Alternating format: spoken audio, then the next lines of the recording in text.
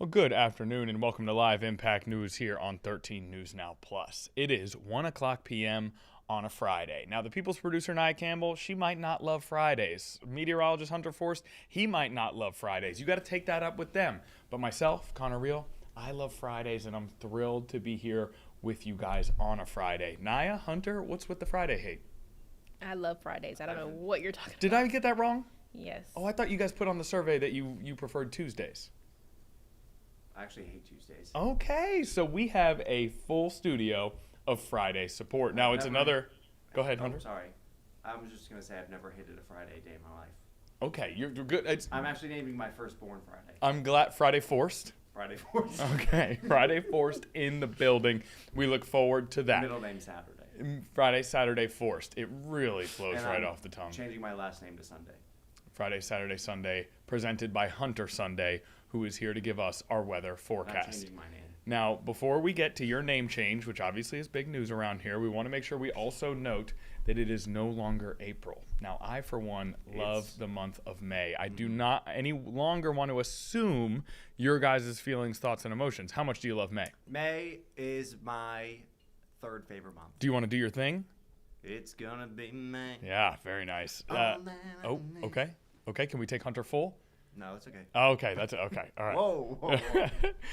Okay, so it is May 1st. It is a Friday. We've got a lot of news to get to, but it's a big weather weekend for us here in Hampton Roads. So we're starting with Hunter, but it looks like, Hunter, maybe we're going to take a look back at the April that was, the very, very dry April that was first here. We're gonna look back. Okay. All right. You know, that actually worked. That actually, I thought, kind of worked. Naya's cracking up. That might have been your best parody. Do not compliment yourself with another person's laughter. Though, you know what, y'all, I'm going to be honest, Nia is cracking up right now. She really did enjoy that. Nia, can you come on camera? Now Sure. she's gonna stop laughing. I don't see any cracking up. You could tell she's holding it in, though, right? Because, yeah, she's okay. Hunter. She was crying laughing. She was crying, laughing. There were tears. Maybe she's just sad because April is no longer. That's true. What was it like? It was dry and warm. It was the 8th driest April on record. We only got an inch of rain. Warmest was back, or driest was back in 1985. We saw about 4/10 of an inch. But yeah, it was a dry month. The most we saw in one day was a little over half an inch. That was in the beginning of April. And then we just saw little spews of rain Spews. here and there. Little spews. It was the 3rd warmest on record. Third warmest April on record, all of them within the last 35 years. Yeah. So April's trying to, be like, I want to be considered summer vibes. Our first time with a meteorologist impersonating April on the stream. But Yeah. here's the thing. If May wanted to try to join summer, May, I feel like, could pull that off. April, you got a whole month in between. Here's the before thing. the summer. May is so close that it's like, I don't really need to try. It's like you're like so close to the finish line. Right. It's like you kind of, when you're like winning in the first half and Yeah. then you lose in the second half because you think you're going to win anyway, so you don't try as hard. Okay. April is like trying harder than May. May's letting their guard down. They're Right. inherently confident. April, bit of a try hard. Right. But we enjoyed it nonetheless. We enjoyed it. And that effort was well received. I mean, warm and dry is honestly not a terrible climate in terms of our day-to-day enjoyment of the weather. The problem is too much of that in a row, and you end up in Right. these drought conditions. Exactly. We have moderate to severe drought, even an extreme drought across portions of Virginia and North Carolina. So we need rain, and we're going to see more rain this weekend. But I just wanted to throw out the later sunsets as well. May 8th, 8 o'clock sunsets are back. Thank you for that, May. We really appreciate that. Weekend preview. 60 degrees on Saturday. Let me preface, it is May. Is it going to be feeling like it today? No. Tomorrow? No. Sunday? No. Sunday, a little bit, right? 65 and decently sunny? 10 degrees below average. Oh, boy. Okay. It will be feeling more like May by next week, by Monday, Tuesday, Wednesday. Okay. May is delayed. May is delayed. Yeah. Delayed. I knew you were going to try How's for it. that? I knew you were going to go for it. Now, get us back on track Nice here. cracking up again. 65 on Sunday. Winefest this weekend. Who's going to be there? Naya. No, I'm No. not gonna be there. Oh, she's not going. Wow. Connor's not going. I'm not going. Put the camera back on Naya. No, So I'm not gonna be there. we are going to be seeing some rain Saturday, but best chance is southeast. If you live further inland, closer to the coast, those chances are a bit lower. Here's a look at our sky view cam. Thompson Creek Window Company sky view. It's a cloudier day. It's cool out. We're in the low 60s. 60 in Norfolk, 61 Virginia Beach, 60 in Hampton, 61 in Newport News, 64 in Suffolk, 63 in Elizabeth City, 62 in Chesapeake. A couple degrees cooler compared to this time yesterday. Here's a look at May averages, by the way. By the end of the month, low 80s is our average, 81. So let's celebrate that. Right now, our average high is around 74, so we will be well below that today through the weekend. But if you have any plans this afternoon or this evening, we should stay in the mid-60s, upper 50s to low 60s this evening, staying dry for the most part. There is a shower down in Dare County heading into the Outer Banks around the Admiral Sound, but that's about it. Things looking pretty good in our satellite and radar. Over the next couple of hours, we get into the mid to upper 60s, partly cloudy skies tonight, and then rain moves in early Saturday morning. Likely waking up with some rain showers Saturday, 7, 8 o'clock. Light to moderate rain. This is looking a little bit better for rainfall compared to the last model run. A little bit more of us getting in on rain. The last model run really had it just really around the coast and the Outer Banks. That was it. This latest model run pushing it a little bit further west, which is good. But again, Gloucester, Williamsburg, Ivor, Petersburg, Richmond, not expecting a whole lot in the way of rainfall, but you could see a little bit in the morning, but by the afternoon, it pushes on out. By late morning, 12 o'clock, still a few showers down around parts of the south side, closer to the coast, eastern North Carolina, and a few showers lingering into the mid to late afternoon, but drying out pretty much Saturday night. Cloudy skies, mid-50s. It's going to be a cool, rainy, chilly day. Mid-50s, rainy, cloudy. Ugh. But again, we need the rain. We need the rain, but we're not going to get enough of it to truly make a major dent in our drought conditions, right? Yeah, so we have to deal with the rainy conditions, but Right. we don't get drought relief? This Yeah. seems like just not a fair trade-off. I know, but we'll pick up some, maybe a quarter to a half an inch in some spots, less than a quarter, likely, north and west. Maybe up to an inch plus around the Admiral Sound in the Outer Banks. That'd be great. But yeah, nothing to really wipe out this drought, unfortunately. Here's a look at the latest drought monitor. Still in a moderate to extreme drought. Moderate in the south side and eastern North Carolina. Severe drought for the eastern shore up through Williamsburg, Tappahannock, Richmond, and an extreme drought in red there. So Roanoke Rapids, Emporia, South Boston, Raleigh, all included in that severe drought. But, again, for today, we're in the mid to upper 60s. It'll be well below average, mix of sun and clouds, maybe a sprinkle later on. But overall, not a bad Friday. Mid to upper 50s this evening if you have any Friday night plans. Overnight tonight, we're in the mid-50s here in Norfolk, 50 in Boykins, 53 in Virginia Beach, 54 in Cape Charles, 55 in Hampton, 53 in Gloucester, 53 in Windsor tonight, 56 over in Elizabeth City. And again for tomorrow, rain moving in through the morning. It's out by, the mid-afternoon for much of us. But it's going to be just a chilly day, mid-50s. Hang out inside. Chill. Clean your apartment. Spring cleaning. Or home. Or condo. Whatever you got. 65 degrees on Sunday. Yay. And then look at that. 76 on Monday. 80 on Tuesday. There's May. There's 81 the on May we're Wednesday. looking There's for. May. It's gonna be May. On Monday. Except. Did you like that? No. Dang it. Except we can't say it's gonna be May. We have to say it's already May. This has been a wonderful forecast from Hunter Force. He's been doing an excellent job for us here. Now, in terms of the rain, I appreciate the breakdown on that because it has shifted drastically over the course of the week. If you are in Williamsburg, if you are in those areas that are a little more north, a little more inland, Saturday morning is not going to be that rainy for you. But those coastal areas, North Carolina, Virginia Beach, you're still going to experience some of that real rain that we see here. Best chance southeast for that rain. And now you're very excited to be in May. We can tell and we can appreciate. This morning we had you on Live Impact News, and this afternoon we have you on Live Impact News, and you have reached a new level of fashion here for our stream. Usually you'll come in a little bit more casual for the stream. You've come in today suited, booted, ready to go. What's behind the fit? You know, this morning I was in like a pullover.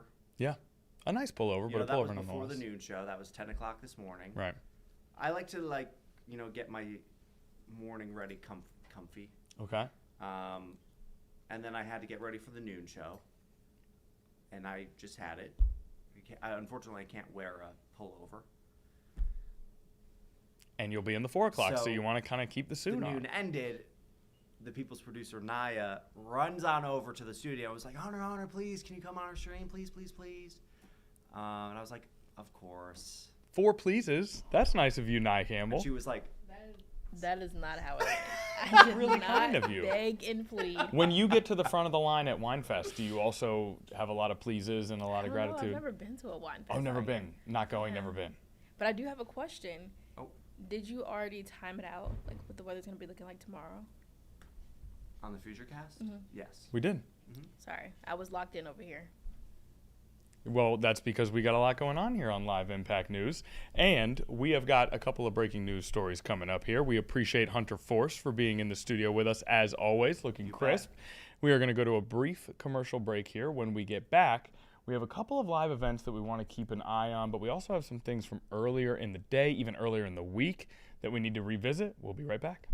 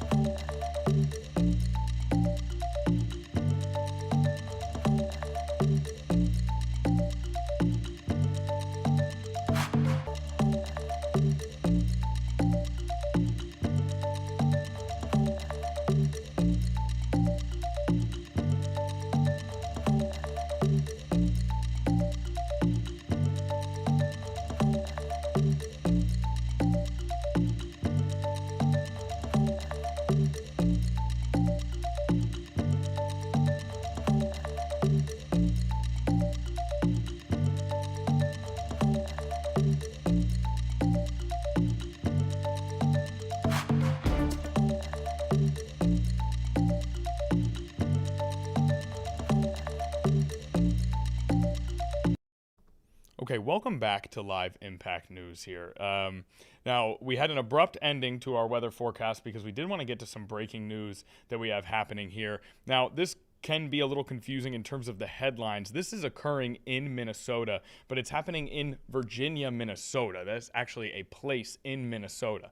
So this is an officer-involved shooting that's occurring in Minnesota. There may be headlines that you see or stories written that say it occurred in Virginia, but that's just a city in Minnesota, Virginia, Minnesota. Now, we have some information here that we want to go through regarding this officer-involved shooting. We're just catching up on this as we speak because we were in the midst of our weather forecast as it was developing here. All right, there is a large law enforcement presence, as you can see on our live screen here. It does appear as though just from looking at this, 4 to 5 police cars just in this footage, in this screen. There is an investigation into an incident that happened Friday morning, and it is a police-involved use of force incident. There are reports that both Virginia, Minnesota police and deputies are currently at the scene, and a portion of 2nd Avenue South is taped off. Now, I'm going to go ahead and work through some other sources here as we try to make sure that we're bringing you all of the most up-to-date information that we can. Okay, let's continue to sort of work through this live on air as a team here. Okay, a large police presence is something that continues to be harped upon in all of the reporting that we can find from our affiliates and our sister stations in Minnesota. Avoiding the area is also a message that they clearly want to get out regarding this. Now, there are crews headed to the scene from our affiliates, but we're still waiting to get more information, and it does not look like we are going to get too many updates, though I am starting to find some sort of breaking information and headlines as we go through. But I think what I want to do right now is I think I want to go ahead and send us to a break. When we get back, we'll try to make sure that we have I'm going to make sure there's no other information that you need.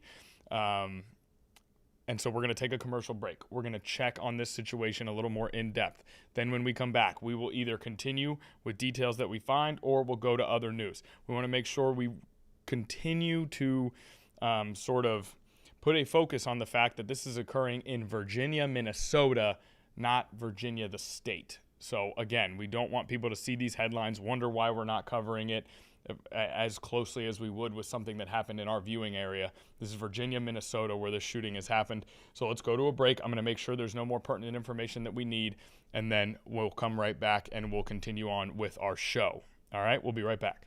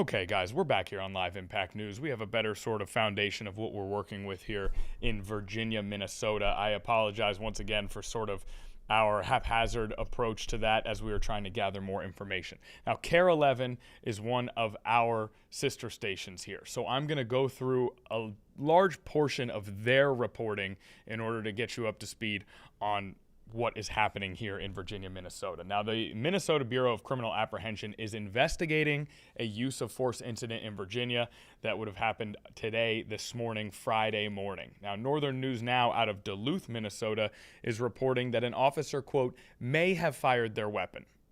Now, that is interesting language that we don't typically see, but that is what is coming out of Northern News Now out of Duluth, which is a resource that KARE 11 is using in their reporting. Now, an official with knowledge of the situation told Northern News Now that an officer was responding to a report of a man walking on a sidewalk on 2nd Avenue South waving a gun. At one point, the official says at least one shot was fired. So it's an interesting combination of updates there, and we're going straight off of the reporting from our sister station in Minnesota. They've decided to include all of that in their reporting, so we want to reflect that here with our updates on Live Impact News. Now, it appears as though an update's being given right now by law enforcement. Let's listen in. This will probably give us a lot more clarity. Friday, May 1st, officers were called to the 6300 block of York Avenue South on a report of a shooting. When officers arrived, they found one adult victim who was shot. The victim was transported to Hennepin County Medical Center with serious injuries. The suspect left the scene in a vehicle before officers arrived. And around noon, the suspect was arrested in Brooklyn Park. At this time, officers believe this is a domestic-related shooting, and it is not random. Edina Police received assistance from multiple agencies in this incident. A number of our nearby partner cities were involved with this, including the Hennepin County Sheriff's Office, Minnesota State Patrol, and of course Brooklyn Park Police, where the arrest actually occurred. The investigation remains, this case remains under investigation, and that's all we have for updates today. And we'll be sure to send out a press release to all of you a little bit later here. But with that, I'll open up for a couple of questions. Do we know male, female in terms of victim/shooter? Yeah, at this point, we have a male victim, adult, and then our suspect at this point is a male adult as well. Relationship, or are they are they family members, or are they in a? It's we're at this point we're saying it's domestic related, or there is some relationship, but we're sorting that out right now. Again, we're only a couple hours into this investigation. I really want to credit our partner agencies here in law enforcement who did an exceptional job to identify and locate the suspect in this case and made an arrest in a very short period of time. So we're very proud of the work that our officers did here today. This is all just coincidence with the previous shooting? This is coincidental. This has nothing to do with the previous shooting homicide case that we were working about a week and a half ago. What do you say to any folks who do have those concerns about shootings? And I know this was a domestic situation, but right. What do you have? What do you say to the folks who have concerns about maybe crime increases in Edina? Sure. We're actually down in crime. If you look at the overall numbers going back the last number of years, Edina is a very safe place to live. We've been talking a lot about violent crime in the metro area, and it touches every community here in this region. And it's unfortunate, but we've been discussing this for quite some time. Fortunately, we're able to rely on very good partnerships, and our law enforcement officers do an exceptional job, and that will continue moving forward. So our community should absolutely entrust the work that we're doing out here. One more question. Any others? Okay, thank you, everyone. We'll give you an update here in a little bit with the press release. Thank you. Thank you. Grab all those mics for me. Yeah, I almost walked off. And as they gather the mics from that law enforcement official, we get at least something of an update there in that press conference. And as they said, a press release would be coming. So we'll continue to look out for that press release. And we are leaning on some helpful coverage from KARE 11 in Minnesota as we kind of work through this shooting that happened Friday morning. As you can see, still a very large police presence, lots of yellow tape. There does appear to be traffic flow off in the distance, but for now, that area is really, really shut down for the most part. So that is something where if we do see that press release, that will obviously go to local media first. But if we do see that press release via our affiliate stations, then perhaps we'll give an update on that as well.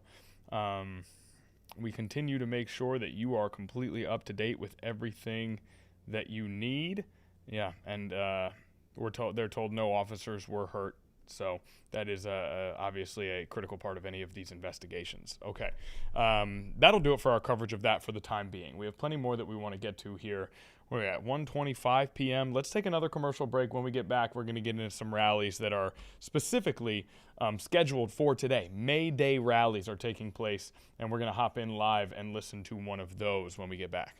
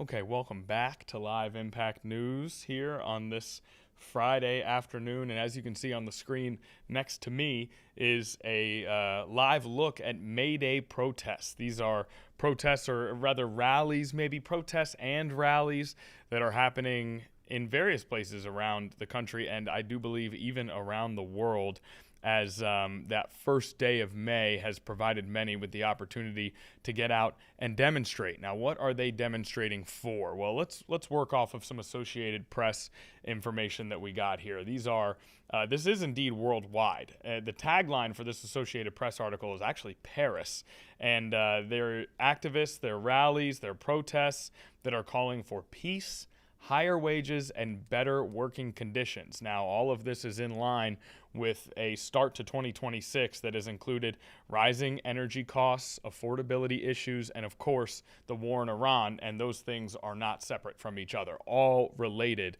together. Now, in many countries, May 1st is actually a public holiday that is meant to celebrate workers, International Workers' Day. Unions and other workers will traditionally sort of have these sorts of celebrations in which they are advocating for better wages, better conditions, in this particular issue, or in this particular year, peace. So this is not something that is new or unique to 2026. This is something that, especially it seems like internationally, is a little bit more popular.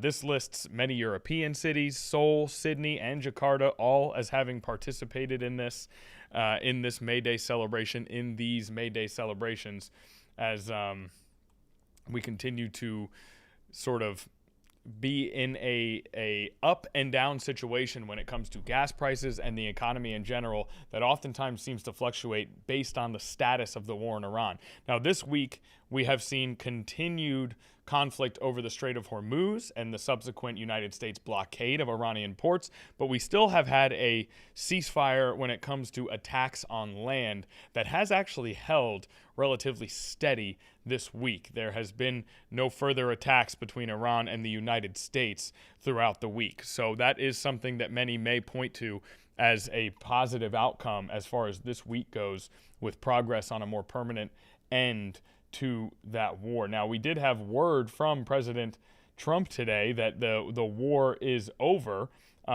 His administration, rather, I should say, has claimed that the war has ended today. Now, let's be more specific here. The Trump administration is claiming that the war is already over because of the ceasefire, and that particular interpretation, as an added note, would allow the administration to avoid the need to seek congressional approval for the war. Now, Iran has also handed its latest proposal for negotiations with the United States to mediators in Pakistan. Iran's state-run news agency reported this on Friday, and President Donald Trump henceforth said he's not satisfied with it, but he did not give much elaboration on the proposal's issues or the issues he has with the proposal. Now, we do also have, as President Trump was preparing to board a helicopter to head to Joint Base Andrews today, he did stop and speak to media.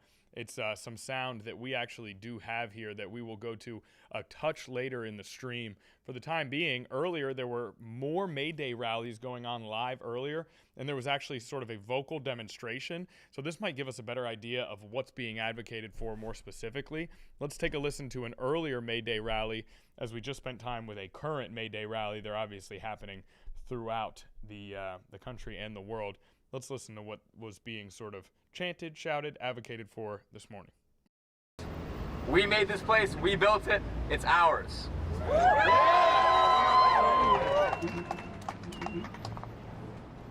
Tendremos que utilizar nuestro poder que nosotros tenemos en comunidad para poder escoger mejores cosas, para mejores políticos que nos ayuden a nosotros los inmigrantes, a las comunidades a recuperar y restaurar el orden aquí. No usar ese dinero para hacer guerras o querer descubrir diferentes cosas. Usar el dinero para el problema que se encuentra en este país. ¿Y quiénes somos? Nosotros. Aquí hay muchas cosas que necesitamos y ese dinero tiene que ser para acá, no para otros lugares. We have to use the power that we have built as workers to apply pressure on politicians as well. We don't want money going to foreign wars. We want money that we generate to solve the problems that we have here in this country. Right. We want to benefit our communities, not spend endless money on ICE and war. A esos políticos hay que recordar lo que dijo Abraham Lincoln. El gobierno es del pueblo, para el pueblo y por el pueblo.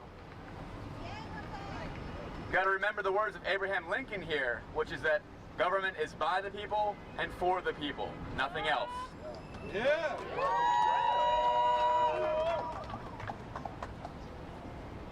Esperemos que todos trabajemos de hombro a hombro para luchar contra estas represalias que el gobierno nos está dando, y no solamente el gobierno, sino también las corporaciones ricas que se quieren hacerse pasar como emperadores o reyes. So we have to continue to come together to fight against these corporations that want to think that they are emperors or kings, because they are not. Que no se olviden que los países y las naciones los gobernamos nosotros, la gente trabajadora. Gracias. Don't forget, every country is ruled by the working class. Thank you.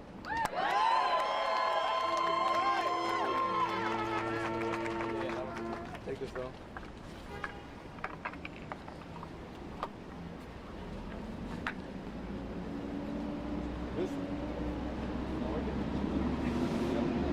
This one's for Jose and all the rest of the Latino Hispanic community working at Amazon.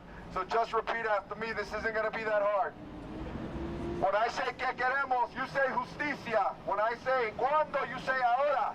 ¿Qué queremos? Justicia. ¿Qué queremos? Justicia. ¿Qué queremos? Justicia. ¿Y cuándo? Ahora. ¿Y cuándo? Ahora. ¿Y cuándo? ¿Cuándo?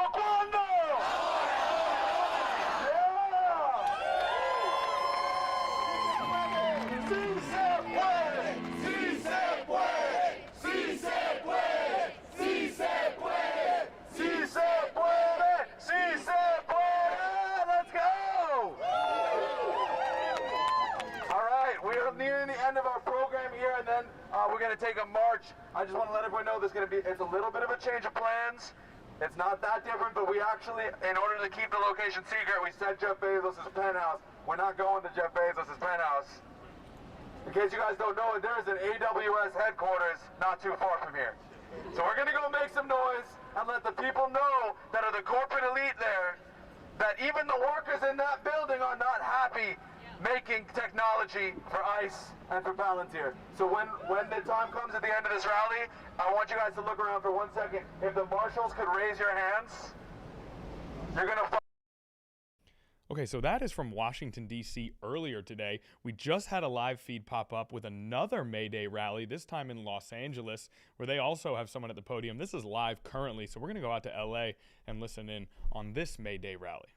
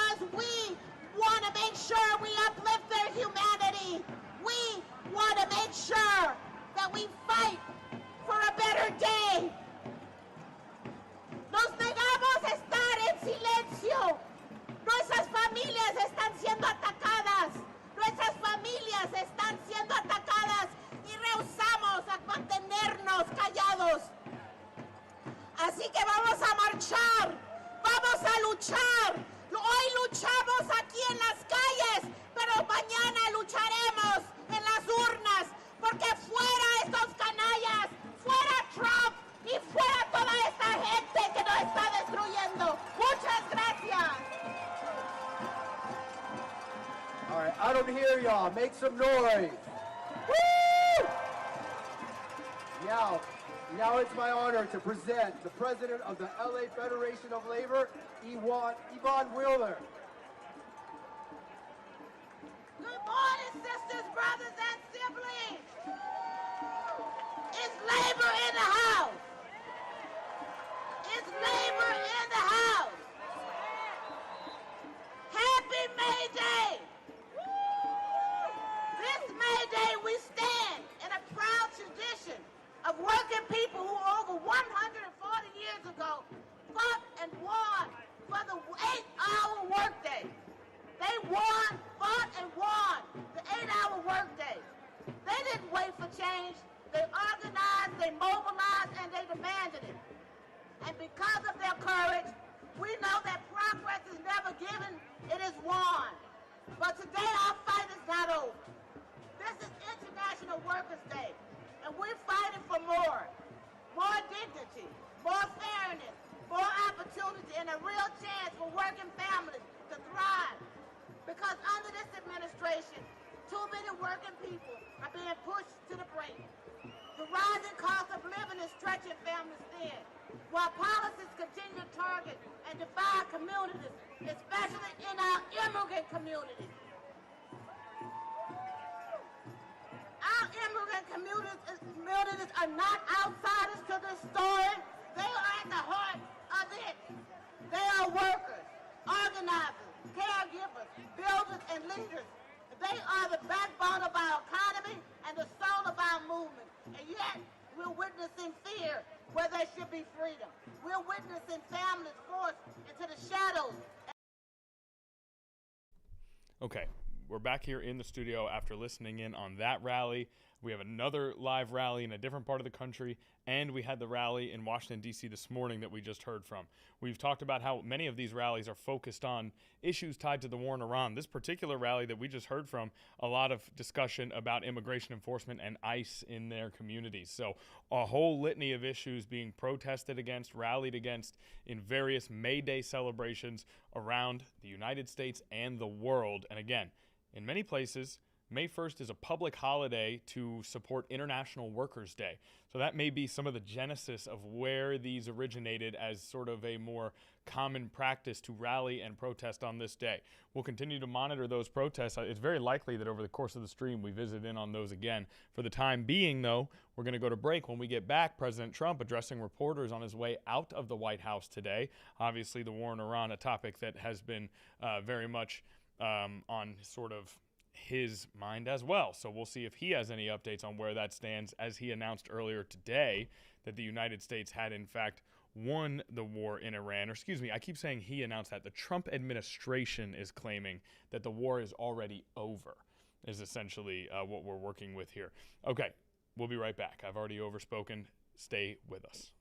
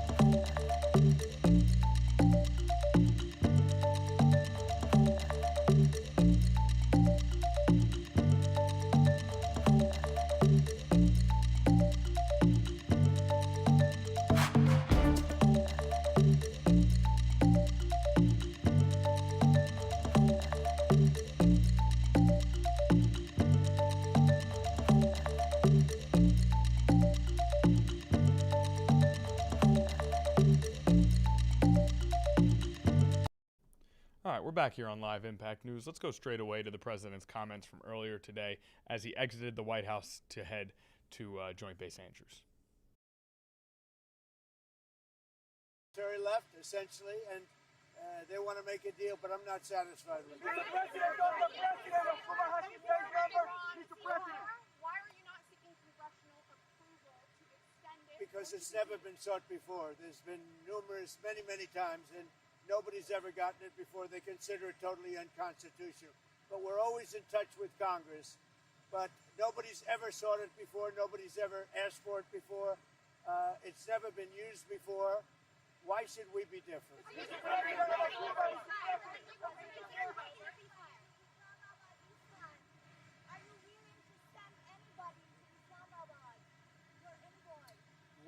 have great respect for Pakistan and Islamabad, and tremendous respect for the Prime Minister and the Field Marshal.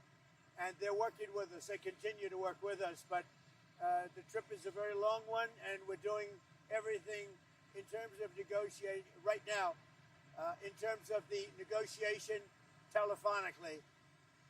They've made strides, but I'm not sure if they ever get there. There's tremendous discord. They're having a tremendous problem getting along with each other in Iran. The leadership is very disjointed. It's got 2 to 3 groups, maybe 4, and it's a very disjointed leadership. And with that being said, they all want to make a deal, but they're all messed up.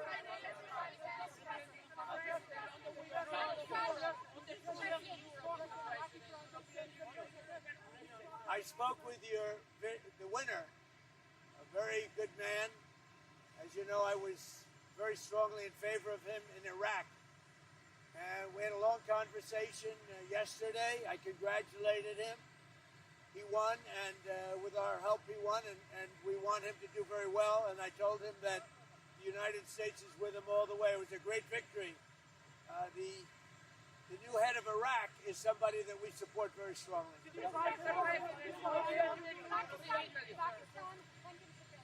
Pakistan has opened the land route with Iran. Did they consult you before opening it up to Iran? And are you aware of it? That was a vicious bee. I know everything about it. Yeah, I have great respect. Are you from Pakistan? I have great respect for Pakistan and for the Field Marshal and for the Prime Minister.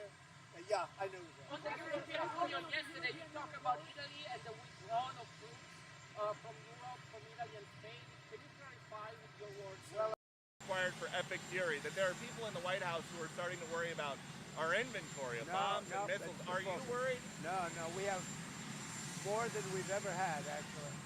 Because all over the world we have inventory, and we can take that if we need it. But all over the world we have tremendous amounts of inventory, the best. For instance, we're stocked and locked and loaded. Right now, we have more than double what we had when this started. But, you know, we're all over the world. We're in many, many different countries, many different places, all packed up. Now, what happened is Biden came in like a stupid fool, and he gave a lot of what we had to Ukraine. And the $350 billion they spent, we don't do that. Everybody has to pay. The European Union pays us, but Biden didn't get money. He got nothing. But he gave a lot of the inventory away. Now, relatively speaking, it's not that, but it was a lot of inventory. He gave it to Ukraine. We built it up, but we have inventory from all over the world. Are you going to go to the G7? The G7 is in France in June. Will you go to it? Probably. Mr. President, will the Lebanese and Israeli leaders be meeting here soon? Mr. President? President NATO. What about NATO? Did the king change your mind? King Charles? No. King and I had he's just a great person. He's a high-quality person.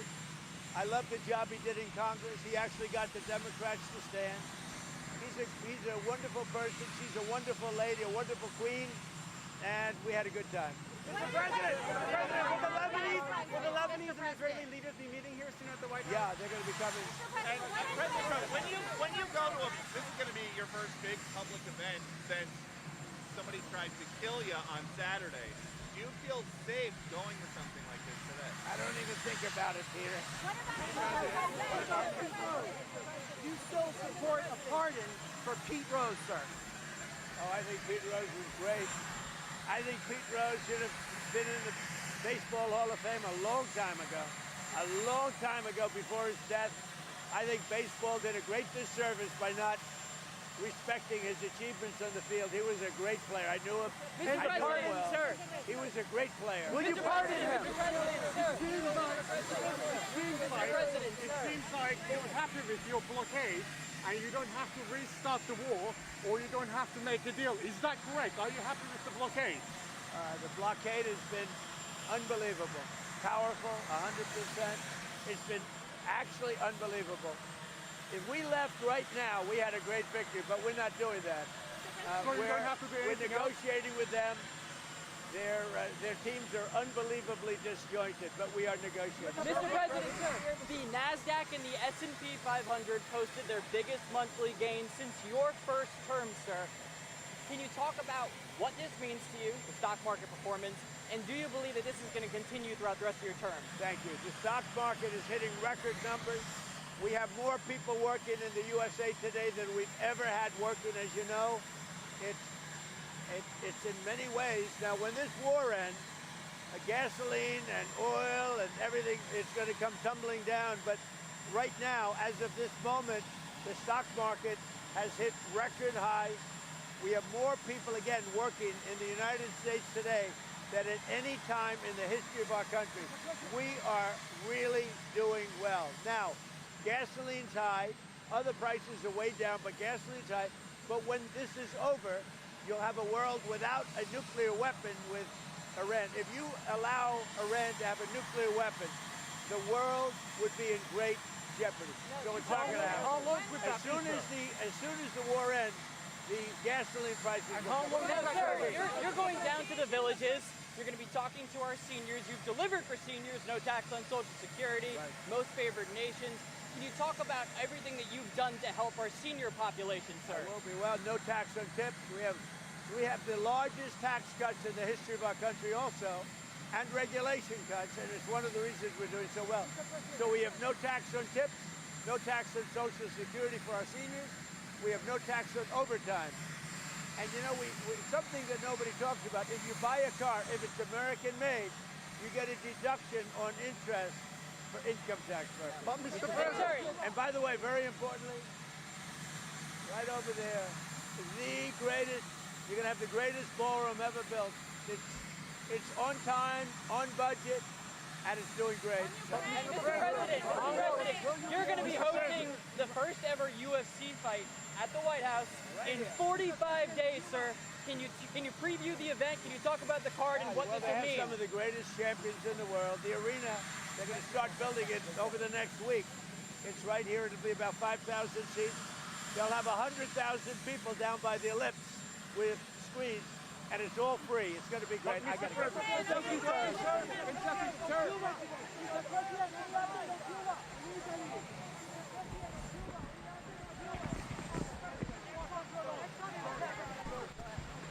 What's your message to Americans who are paying high gas prices? Well, okay, so a relocation happening right now, as far as we know, for our ABC reporter who is present at the White House. We're going to listen in again. I know it looks like President Trump has moved on, but we believe that our audio is relocating to continue to pick up his answers. Let's listen in. And prices are down. When the war ends, which shouldn't be too long, they want to make a deal so badly, but they're not there yet. They're not there, in my opinion, they're not there. When the war ends, gasoline prices are going to tumble because there is so much right now on the seas already loaded into tankers. Tankers that can't escape the strait. There is so much, like record-setting. But when the war ends, gasoline prices will go down to below what they were. I think it's very important. The stock market just hit an all-time high. And again, more people working today than at any time ever. And we just got the largest tax cut in history with the no tax. Mr. President, you, Mr. Kurdish here. You like him? This guy? Yeah. Go ahead. Mr. Kurdish. I love you, Mr. President. Mr. President, I like him too. Thank you, Mr. President. Mr. President, you said you send weapons to help Iranian demonstrators. Some sources claim these weapons are in Suleimania, in Iraqi Kurdistan. Do you confirm that? And as you said, they will pay a big price? I'm not happy with the delivery of the weapons. I'm not thrilled with it. But a small amount of weapons were sent, and we'll see who has them. But I'm not happy with what happened with the Kurds.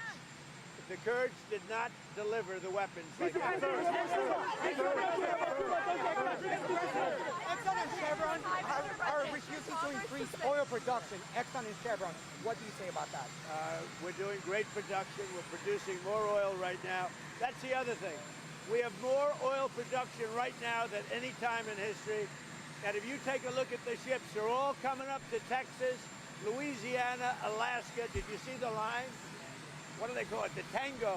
But that is some line of ships. They're all coming up. They're loading up. The biggest ships in the world are coming up to Louisiana, Texas, and to Alaska. And they're loading up. And I don't want to say it, but our country is getting stronger and stronger. This has been amazing. The amount of oil and gas that we're selling now is at a level that nobody's ever seen before. Would you consider Ron DeSantis for a cabinet position? Well, I like him a lot, so nobody's Sir, I like him a lot. Can you tell us you're not satisfied with the Ron? Can you tell us, you said you're not satisfied with the plan right now. Can you tell us what specifically you're not satisfied with? They're asking for things that I can't agree Mr. Will you break the news down? Mr. President, break the news down. Pretty good.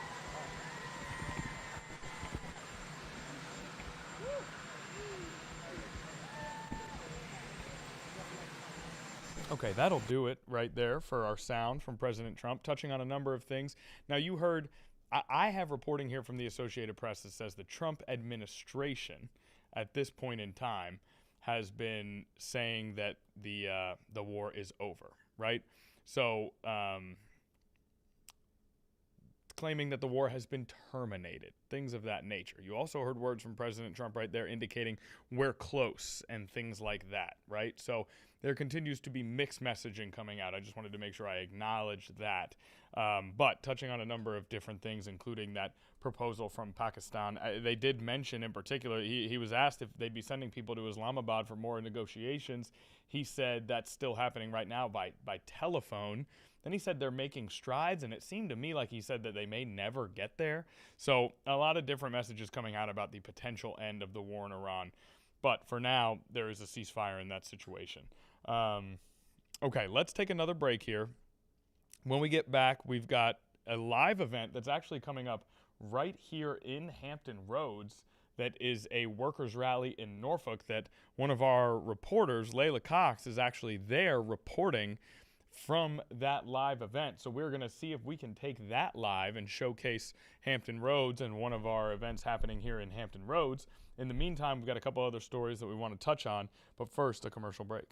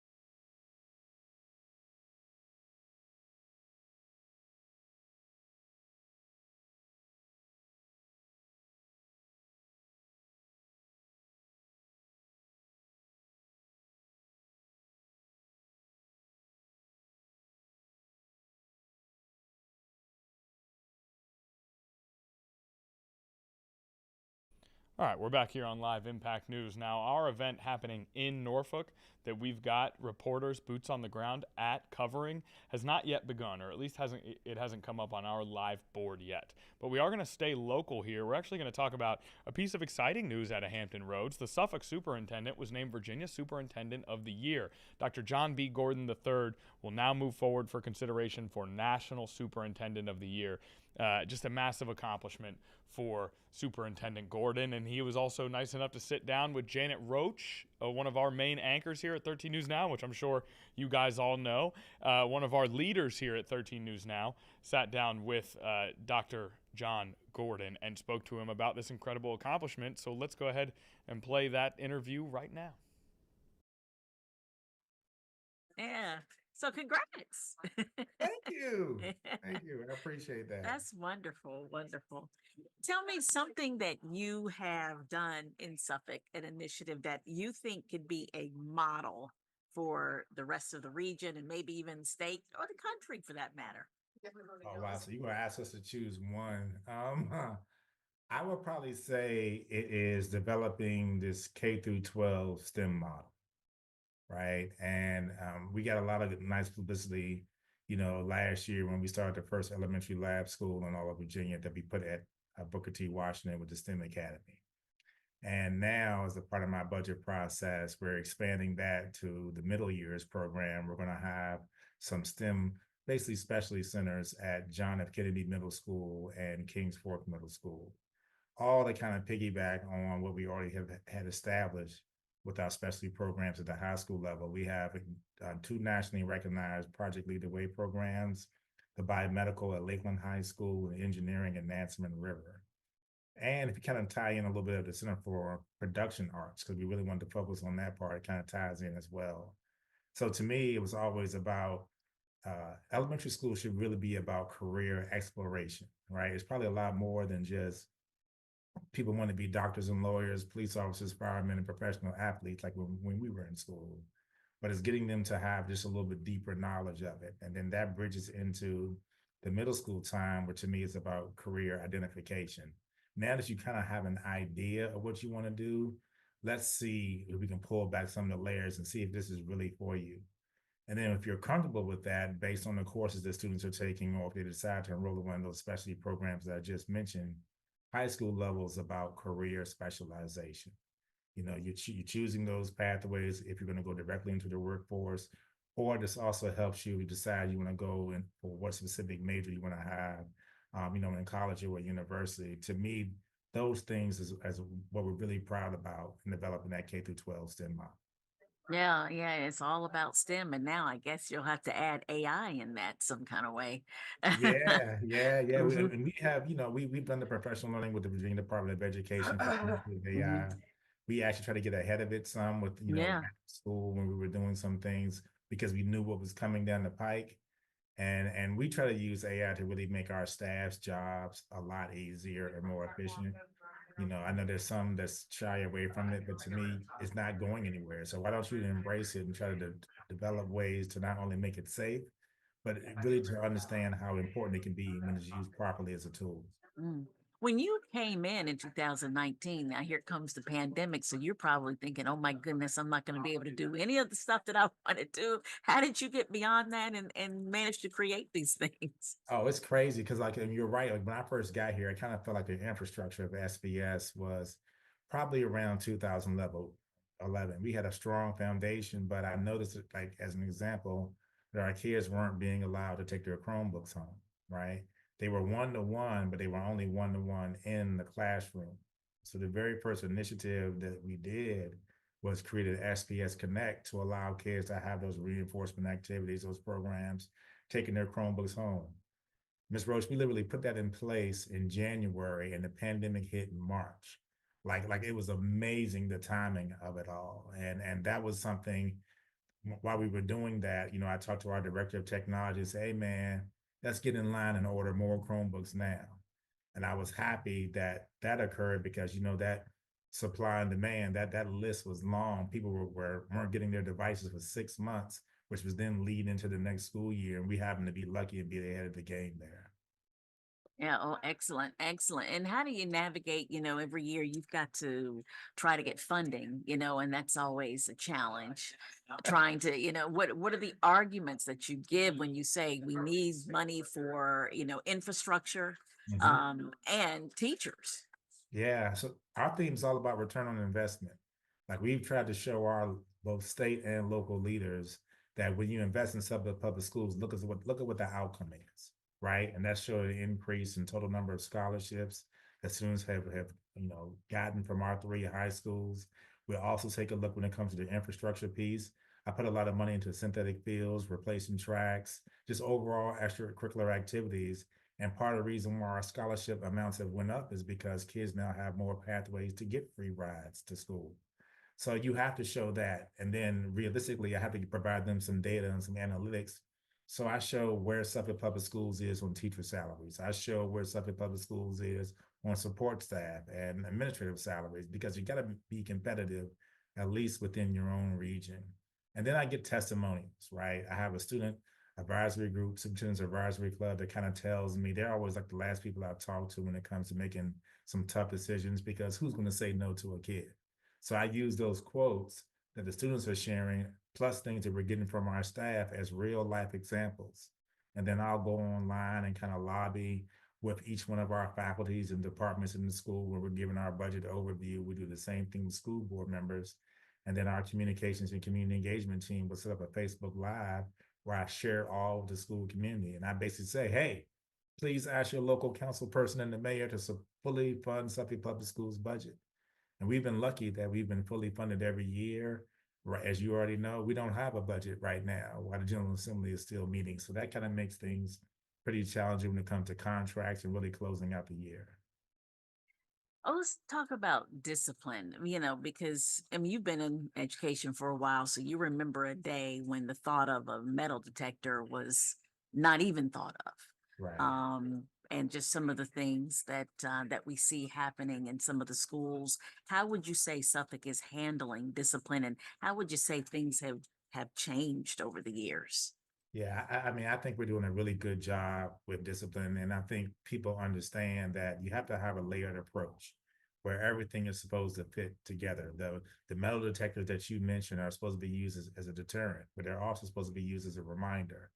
And so Suffolk is one of, I think, the only school division in this region that we actually have three layers of support when it comes to the human capital side of it all, because there's nothing like having the people. We have school security officers who man our security vestibules and are very visible within our schools. Of course, school resource officers that from our partnership with the Suffolk Police Department. But we also have safety, security, and support staff, S3s as we call them. These are the ones that are always roaming. These are the ones that there is some type of disagreement or something that's disrupting class. These are the ones that go into the classrooms, and they are also checking our doors and our extra layers for any type of things that may break up the day to day. So you're right where it is different, but I think I've shared with our school community. I actually was part of the school shooting in Armstrong High School in 1998 when I was a first year teacher. And those are the things that I always keep in mind when I can vividly remember calling 911 because our head basketball coach had gotten shot. I can vividly remember the panic and fear and the overall hysteria when everyone was going down the hall to go to lunch until you hear the gunshots come off in the hall, and how certain people were responding to it all. And I'm only 24 years old. So that's something that I will never forget. And many times it kind of leads me to making a lot of those safety decisions that we put in place now. Excellent, excellent. What are next steps? What's the next big thing you want to accomplish? So really getting that K through 12 STEM model off the ground, at the middle school level next year, that's definitely number one. Number two, as soon as this budget gets finalized, to ensure that we're putting in some of these extra resources and support that we've been talking about as a part of our budget presentation and return on investment. Number three is building these schools. We got a brand new middle school, John F. Kennedy, that's going to open up in about 3 months. And then we have Northern Shores is having their elementary expansion that's happening right now. That will be opening up in about another 18 months. And we've just identified the site for Elephants Fork Elementary School. One of our elementary schools is long overdue. So you can see that's a heavy emphasis on the capital improvement side. But The more immediate one is graduation. That's coming up on May Yep. 30th, 1 month from today. Okay, excellent, excellent. Were you surprised by this honor? Did you see it coming? So the thing about it is that I've actually applied to be, you have to become the regional superintendent of the year first. And I actually have applied previously. You're not eligible until you have to be in the seat for 3 years. And we kind of try to make it fair where we go back and forth between the peninsula side of Region 2 and the south side of Region 2. I knew that I was a finalist going in because there's an actual interview that kind of goes along with the process, but I did not know that I was going to be the winner. I didn't know until my friend Pete Gretz, actually, they handed him like an envelope like it was the Oscars, and then he announced my name. That's when it hit me. That's when it hit me. But I think, one of the things I said in my acceptance speech, it just means so much when you're being recognized and respected by your peers. It sure does. It sure does. Congratulations to you. We'll get this on probably tomorrow, but we'll put the Okay, you see Janet Roach at the end of that sort of, typically what we'll do is let the person we're interviewing know where they can find this afterwards. But before that, a great interview with someone who has really accomplished something tremendous there, the Superintendent of the Year here in Virginia, coming right out of Suffolk and now in the running for Superintendent of the Year nationally. Okay, we are going to go and take a commercial break. When we get back, our local event has started. We have another live event happening in Kentucky with a major announcement about a bank robbery. All of that coming up next.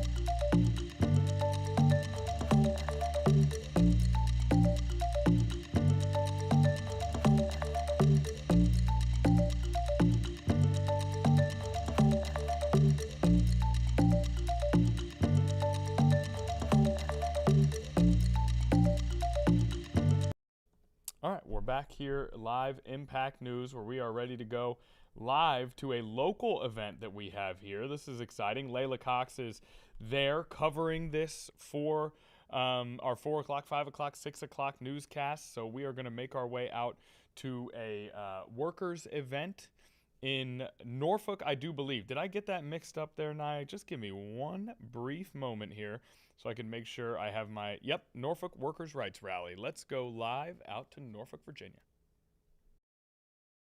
Your right to your liberty and your property, and no one can take that away from you without due process of law. However, as lawyers, we know that asserting your rights and your due process is not exactly stress-free. Many people, victims, witnesses, defendants, clients, feel a great deal of stress when they come here. Often what brings you here is that something has happened to your money, your safety, your freedom, or your rights. Maybe you're here because a tragedy has befallen you and you're here for probate.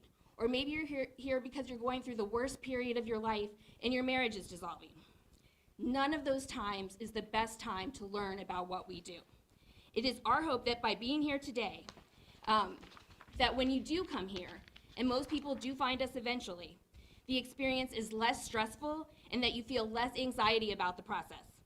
The lawyers and the judges have put in a lot of hard work to try to explain what we do in a way that is easily understandable.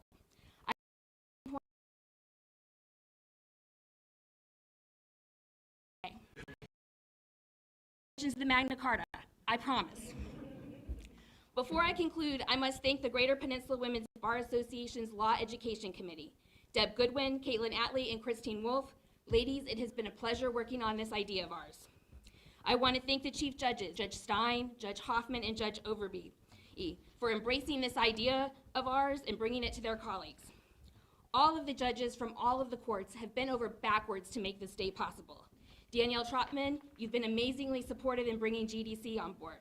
I want to thank the sheriff for providing the security today, and Lawrence Law, Sunshine Law Firm, Weisberg and Weisberg, and Goldstein, Edgar, and Reagan for sponsoring the prizes for the art contest. The art looks amazing. You should check it out. It's outside. I want to thank all of the GPWBA members and other volunteers who made this event today happen. And of course, I could not leave without thanking my partner in crime, I should say completely lawful activity. I am a prosecutor after all. Angela Reason and her staff have been amazing, right? They took to this idea with enthusiasm and they brought it to you today. They were especially there for us on the art contest. We could not have done that without them. That's primarily their baby, all right? And we could not have done this day without her and her staff. Angela really knows how to make things happen. Part of the mission of the Greater Peninsula Women's Bar Association is to maintain the honor and integrity of the legal profession and to promote the fair and equal administration of justice. The lawyers in this community dedicate themselves to good work all the time. Some of us are public servants. Many lawyers do pro bono work and act as guardians ad litem. Many donate money to legal causes, and many volunteer of themselves as they have today. We hope that when you leave here today, that not only will you have seen some student art and learn something about the rule of law and American democracy, but that you will have considered all the good things that lawyers do and are capable of. Even the boys, they're part of our association too. We hope you leave here today not only feeling better about the law, but about us too. Thank you.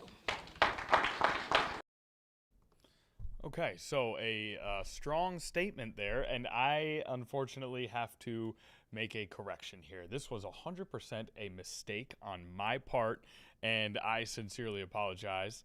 How I spoke about this was a Norfolk Workers Rally. We have a schedule for all the events that we're covering day to day, and I got this one mixed up with that Norfolk Workers Rally. This is, in fact, in Newport News. You can see this kind of looks like an official building. This is the Newport News Circuit Court.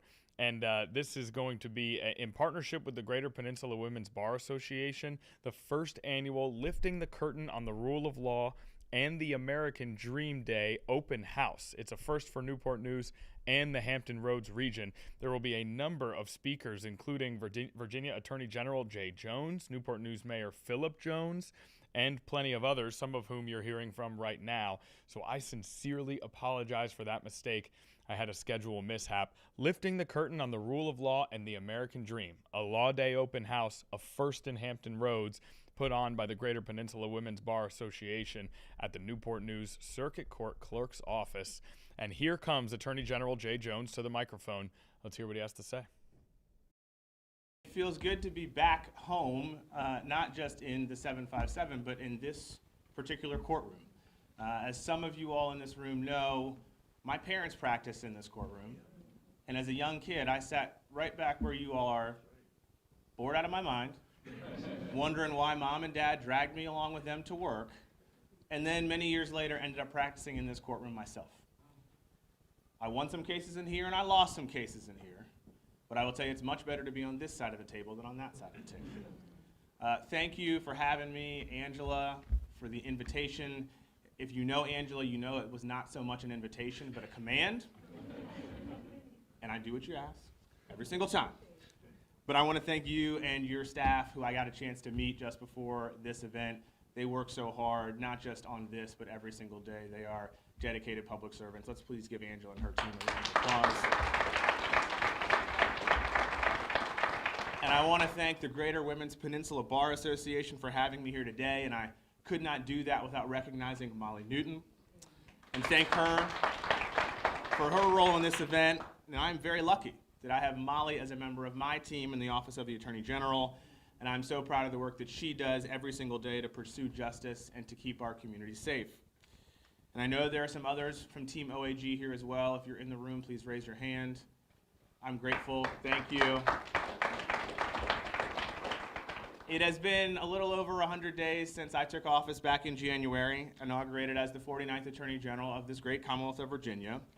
And in those 100 some odd days, we have been busy fighting to lower costs for consumers, standing up to defend Virginians' fundamental rights, and defending the rule of law here in this Commonwealth.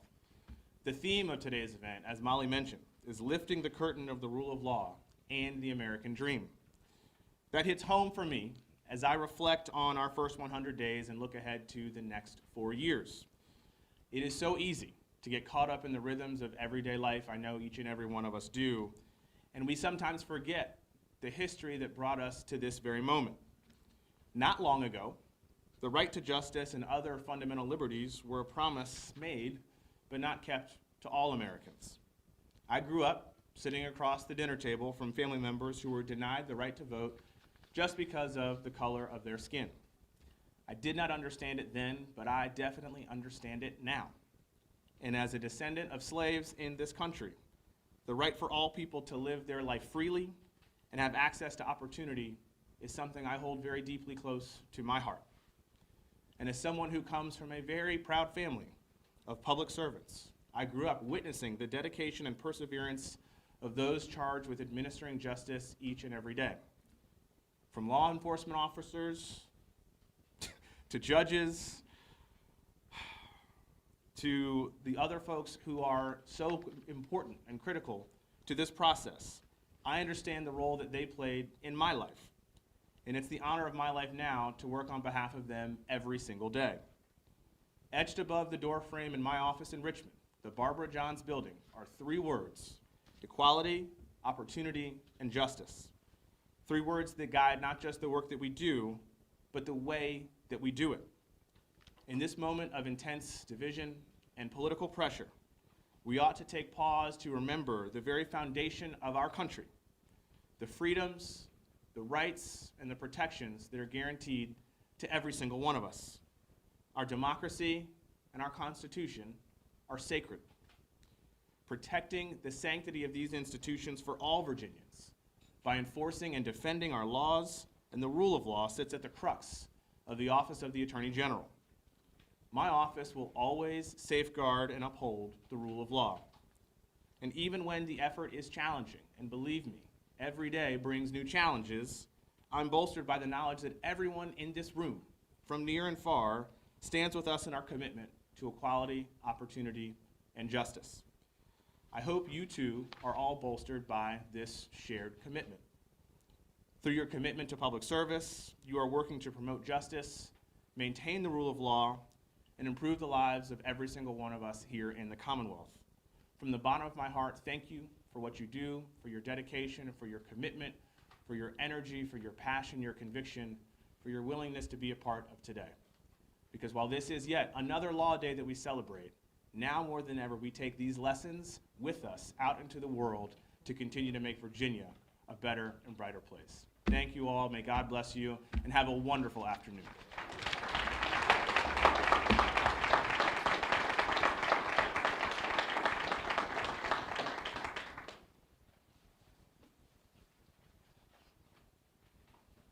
Next, I'd like to invite up here a man who needs no introduction in this community, a man who is everywhere, our Mayor, Philip Jones.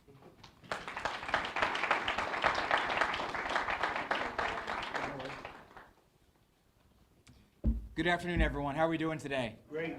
Well, we're really excited to welcome you here to Newport News, to all the judges. We appreciate all that you do for our community, To Madam Clerk, thank you for the invitation. Okay, back here in the live Impact studio, as you can tell, the Newport News Mayor Philip Jones is preparing for his moment during this event, and it looks like they're going to unveil something as we speak.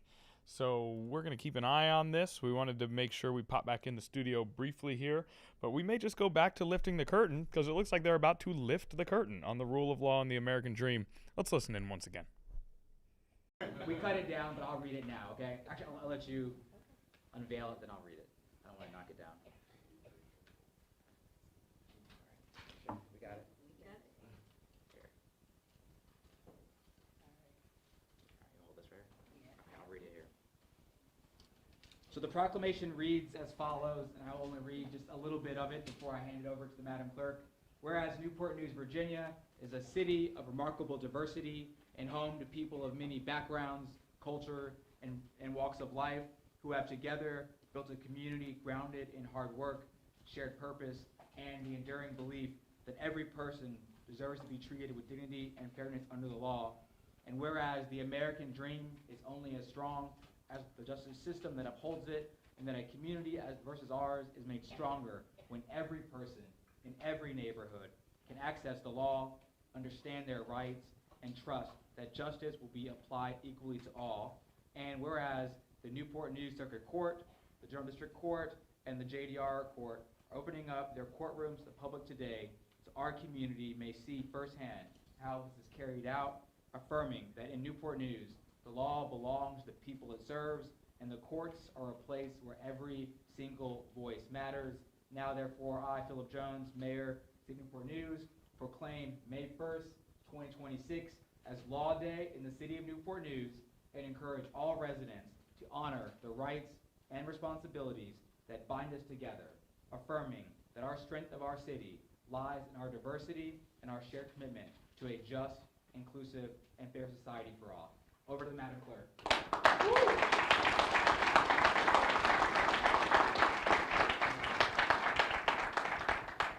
Wow, look at that. I am just so elated and glad that we have an attorney general, a mayor, a sheriff, and judges that when me and Molly call, they answer and they listen. But without further ado, we will close today's remarks. Please, please, please vote for the art on the outside of the doors, and make sure you walk through the building and have a great time. You can walk freely thanks to our Sheriff's Department for their security today. So enjoy the rest of the festivities. Thank you so much.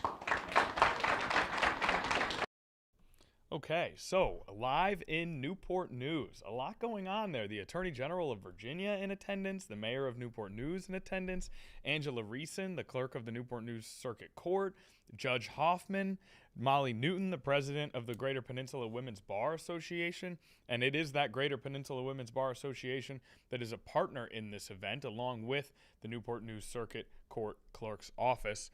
One more time, this is the first annual. This is the first of these types of events here, lifting the curtain on the rule of law and the American dream. It's an open house here in Newport News. And again, Layla Cox is there. She is covering this on the ground, and she is going to have reports coming up in our shows later on 13 News Now, our regular channel. And we apologize for misidentifying that right off the bat because it is a really cool event, and we're privileged to be able to cover it. So some good news out of Hampton Roads today. Multiple pieces of good news. The Suffolk Superintendent of the Year in Virginia, this great event in Newport News. So a lot of positivity in Hampton Roads today as we approach the weekend here on this Friday. And we're going to take a break here. After we come back from a break, more May Day celebrations are popping up all over our live board. One in Chicago has just appeared. So we're going to take a commercial break. When we get back, we're going to dive more into our May Day celebrations, May Day protests really happening around the country.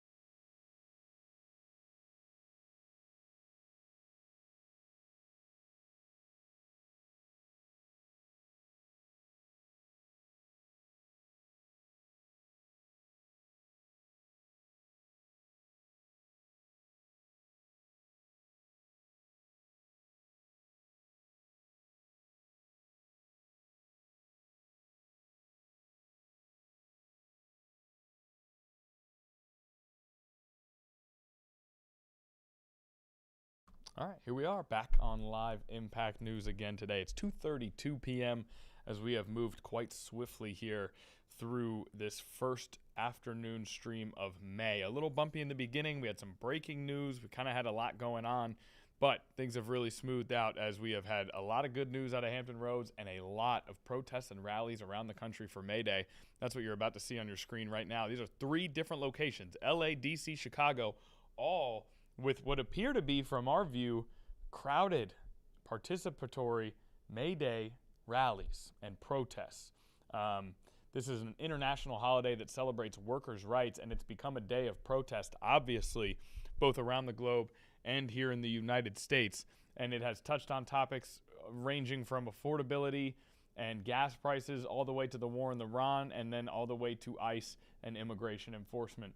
So let's go live to one of these. Let's go live to Chicago. We have spent time in D.C. We've spent time in Los Angeles. Well, what do you think, Naya? D.C. is a little closer to us, but Chicago just came up on our board. What do you think? I think we go to Chicago because we already heard from DC. Okay, let's go to Chicago.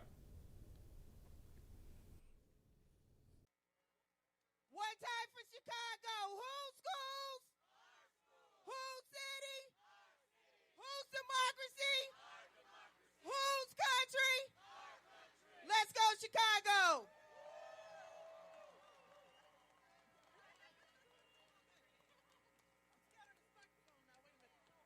Hello? All right. Somebody was getting a little CTU going out there. Where was it? I was trying to hear it. Let's give some more love for Stacey Davis, Gage, you all. All right. I would now like to introduce Andy Trebbing from the Retail, Wholesale, and Department Store Union. Let's give it up for Andy, you all. Thank you. Hi, y'all. I've always wanted to have a chance to say this. I just want to say, Chicago, I love you. Love you. I work for REI, an outdoor lifestyle store. You guys heard of REI? All right. So I work for the one in Lincoln Park. They're a progressive company and allegedly a laws, and they appoint a puppet executive board of their choosing. We are one of 11 stores that have unionized. They lied to us, they bullied us, and they fired some of us to bust the union every time a new store popped up. But this week, and Monday, REI San Diego joined our fight. Thank you. For years, we have been trying to reach a first contract with this, alleged progressive company. So they hired Morgan Lewis to represent them. It's a law firm that has represented Elon Musk, President Trump, yep. And they're just an international labor-busting giant. And we're just some little guys, We've been trying to get this contract for 4 years. 4 years for 12 stores. They have withheld raises and bonuses. They've stopped promoting people. They've cut hours. They've cut our benefits to try.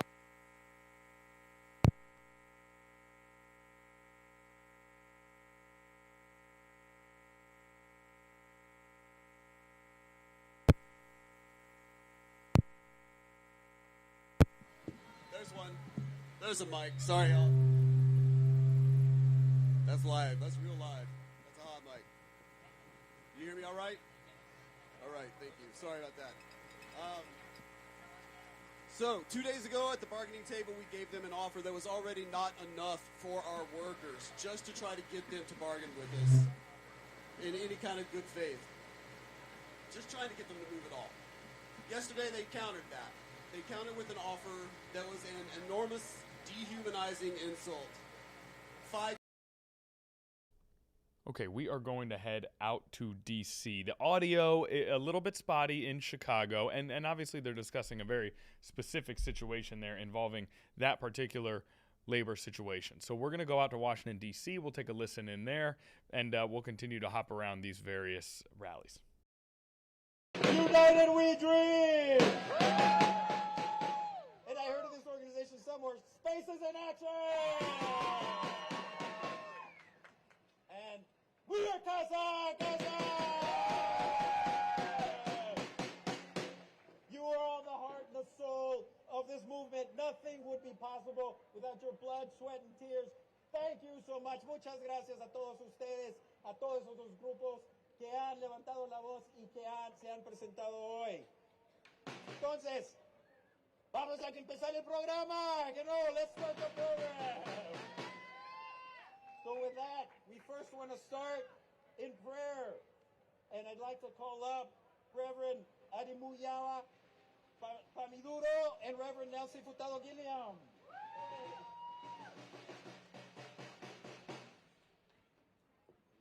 Buenas tardes, trabajadores. We are here as people of faith because regardless of what you heard about God, God has called each and every one of us to love mercy, do justice, and walk humbly. So we join with you and lift up our voices. And yes, we pray because God is in it. Let us pray. God of justice and mercy, we gather today in the streets, in the open air, bringing our hopes, our fears, and our voices. We lift up every worker, every family, every person longing for dignity.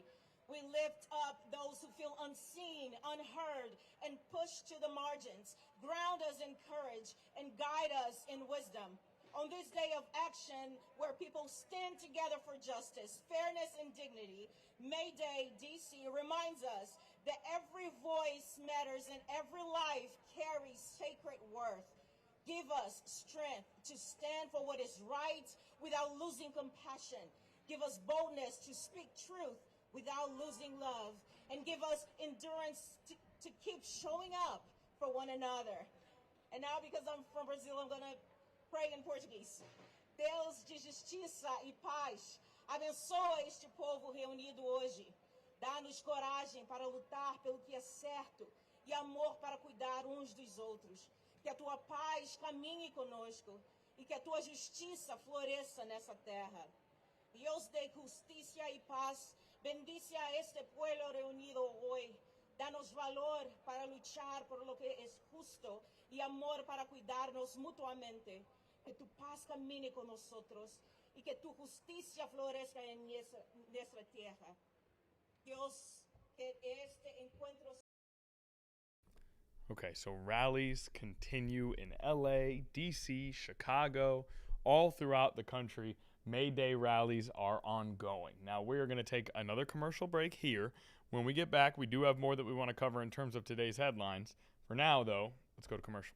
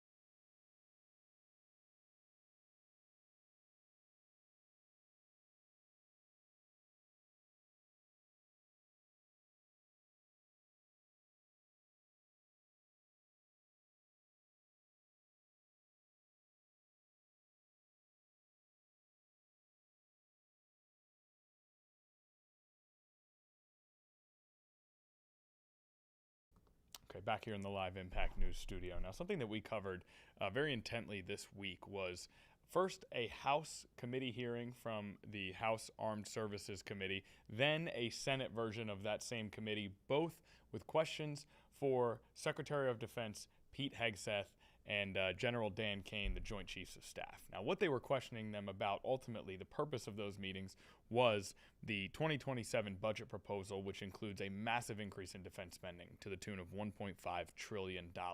But it's also the first time that lawmakers have been able to question the Secretary of Defense since the war in Iran started. Now, you may be saying, well, we hear quotes from Secretary Hegseth on this program all the time. Those are press conferences for media. This is lawmakers, senators, and House of Representatives who are for the first time able to question Hegseth in a public environment. So we covered that very closely. We were on those hearings for a large portion of Live Impact the last 2 days, including Senator Tim Kaine from Virginia, who had a question and answer session with Hegseth yesterday on the floor of that committee hearing.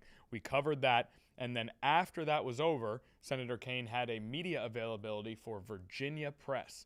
And so this is following his testimony, or I guess his questions for Secretary Hegseth. And so we want to listen in and see if we can get more context around that exchange, which we saw on Live Impact yesterday, as well as his comment on a number of other major topics, including a war powers resolution, another one that went to the Senate floor for a vote. All right, here's Senator Kaine. For joining. I'm going to sound like a monomaniac and only talk about war today. 2 war powers resolution votes this week and the hearing that I just exited with Secretary Hegseth, General Kane, and the Comptroller Hurst to look at the president's FY27 defense budget, but also talk about all the pending matters. So first on war powers resolutions, we are going to have a vote after lunch today, our weekly vote saying no war against Iran, stop the hostilities against Iran unless Congress authorizes them. And I'm going to come back to the importance of the vote today when I talk about the hearing with Secretary Hegseth. But we just need to keep forcing all senators to go on the record. The Constitution clearly prohibits war without a vote of Congress, except if it's undertaken by the president in the imminent defense of the United States. And even then, it's supposed to get an authorization once the president takes the action to defend the United States. But we all know this was not a war that was started because of the need for an imminent defense.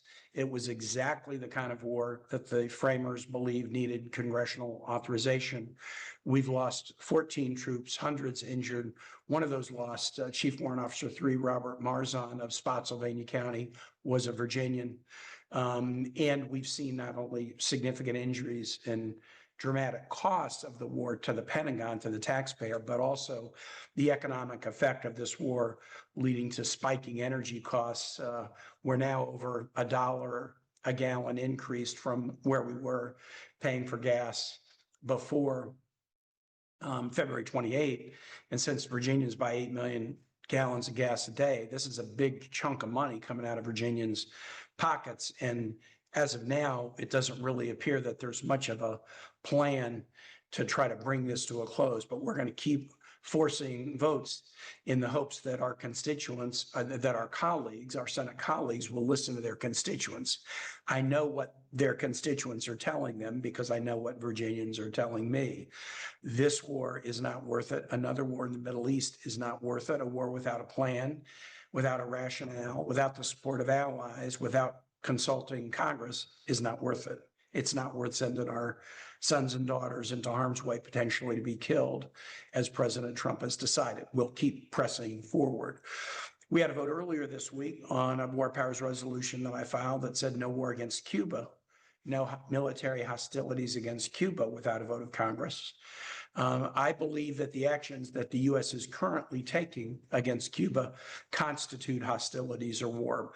Blockading their economy so that they cannot receive energy shipments has led to the cancellation of 100,000 hospital surgeries, 11,000 of which involve children. It's leading to roving power blackouts. It's leading to the absence of clean water since the water utility systems operate by electric pumps that don't have the fuel to operate. And so this is a public health emergency and an economic chokehold. that the U.S. is doing at Donald Trump's instance, once again, without congressional approval. And so I filed a war powers resolution, and has been the case with our Iran resolutions. Two Republicans, Senators Paul and Senator Collins, voted with Democrats to say no war against Cuba without a vote of Congress. One Democrat, John Fetterman, voted with the Republicans, as he's been doing recently. We don't intend to necessarily do this one every week, but we wanted to bring it up to show the American people what's happening. And that Donald Trump, purely for reasons of regime change, the Trump administration has not made the case that Cuba poses any threat to the United States. But nevertheless, we're engaging in warlike behavior that is hurting Cuban citizens because we want a regime change. Cuba's regime has some bad actors, but if we wage war against any nation where there's bad actors, even if it doesn't pose a threat to the United States, we'll have our troops going here and there all over the world. Our troops are not there to change out the regimes of other nations. They're there to protect the United States. And I don't like President Trump using them as a palace guard. In the war in Iran, the one bit of good news this week is that the Ford Carrier Strike Group is coming home. It deployed out of Virginia with a lot of Virginians connected to it on a 7-month deployment, with everybody expecting that they would be home by Christmas 2025. Here we are. Tomorrow will be May. The Ford is now coming home after having an extended deployment that broke all the post-Vietnam records in terms of how long a strike group was deployed with sailors away from their families. And so I know that news that the Ford's coming back was big, big news and led to a lot of happiness in Hampton Roads. They served honorably under some tough conditions, onboard fires, other quality of life issues on the boat degrading because the deployment wasn't supposed to be that long. And when you run any kind of, military asset past the point where it's supposed to be run, you're going to have problems. But we're going to get our sailors home. And that's a very, very good bit of news for Hampton Roads and for Virginia.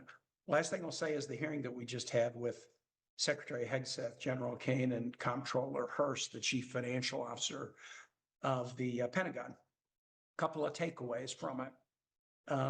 First, just with respect to the workforce, a third of the Pentagon's workforce is civilians. You have active duty, you have Guard and Reserve, and you have civilians. The president has proposed a 40% increase in 1 year in the Pentagon's budget, but not put anything in for a pay raise for the civilian workforce. Solid pay raises for active duty and deserved. Solid pay raises for Guard and Reserve and deserved. But the only thing that they're doing for civilians is putting a bonus pool together that some may qualify and many will not. I think our civilian workforce serve patriotically, and they deserve a pay increase if our active duty and Guard and Reserve are getting a pay increase. And the decision to increase the budget by that much and leave them out is particularly insulting. If it was a tough year where we couldn't increase the budget, okay, then you might understand that the civilian workforce is not getting a pay raise. But when you increase the top line of the budget by 40% in 1 year, and not a penny of those hundreds of billions of dollars is for a pay raise for civilian employees, that sends a really, really bad message to a patriotic workforce. That's one takeaway from the hearing. Here's another takeaway, an important one with respect to the war in Iran. In my view, the administration is already violating the Constitution by waging this war without a vote of Congress.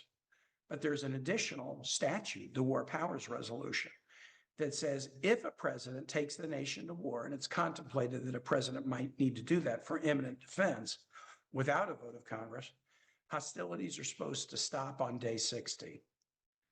Unless the president asks through a certification to Congress that the president needs another 30 days to safely withdraw U.S. troops from hostilities.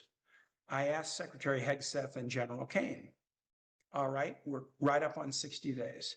Is the White House intending either to seek congressional authorization for this unpopular war or send over the certification about the withdrawal of U.S. troops from hostilities? And the answer I got was, of course, that's up to the president. But Secretary Hegseth advanced a very novel argument that I've never heard before and certainly has no legal support. he suggested that the 60-day clock requiring the removal of troops from hostilities gets paused during a ceasefire. That's not what the statute says. The 60 days starts from the day Congress receives the notice. In this case, the war started on February 28. Congress received the notice a couple of days later. We're coming right up on the 60th day. The statute says nothing about any ceasefire stopping the clock. And of course, while we're in a ceasefire in terms of the back and forth firing, it's not really the end of hostilities. The U.S. is still engaged in hostilities against Iran because we're using U.S. military assets, sizable U.S. military assets. The normal troop strength of U.S. troops in CENTCOM is around 30,000. We have 50,000 there now. And we have 3 carrier strike groups there until the Ford got the orders to come back home. And we're using our Navy to blockade all Iranian ports so that no exports can leave or imports can come in. That is still hostilities. So the fact that there is a, quote, ceasefire in the Strait does not mean that there are not hostilities underway. The U.S. is still using the military to punish Iran, even if we're not actively dropping bombs on them right now. So that tells me that the administration is trying to prepare to ignore not only the Constitution, but also the statute. And that is very, very troubling. And finally, I had a really, really, I think, telling interaction with General Kane and Secretary Hegseth about the ongoing operation in international waters. Southern Spear, the operation authorized by the president to strike boats in international waters, including killing all those on board for reasons that the president said are to counter narcotics trafficking into the United States. Now, I'm at a disadvantage in some ways in discussing this because the administration has only wanted to talk about this operation either touting in the press when they've killed people or only telling Congress information behind closed doors in classified settings where we are not at full liberty to discuss them. And so I know, for example, what the legal rationale for the war is. I disagree with the legal rationale strongly, but I'm not able to discuss it or why I disagree because the legal rationale has been maintained as classified only, highly unusual. I know the targeting criteria that the administration is using to decide which boats to strike, but I'm not allowed to describe those criteria because the administration has only shared those behind closed doors. And with the legal rationale and the targeting criteria, I've also gone into the files of all the strikes up through about 2 weeks ago. I have a few more that I need to read to read about the strikes and see whether they matched up with the targeting criteria and the legal rationale. And what I've discovered in my review made me ask this question today of General Kane. What possible legal justification could there be? Okay, so Senator Kane continuing with his availability from yesterday, but we have run out of time here on Live Impact News. We appreciate everyone joining us this week. We hope that all of you have a wonderful weekend. Hopefully we'll see you here Monday as well. It's Friday, everybody. It's May 1st. Don't take it for granted. It's a beautiful day to be here in Hampton Roads. We hope that you have a fantastic time enjoying that day. Goodbye.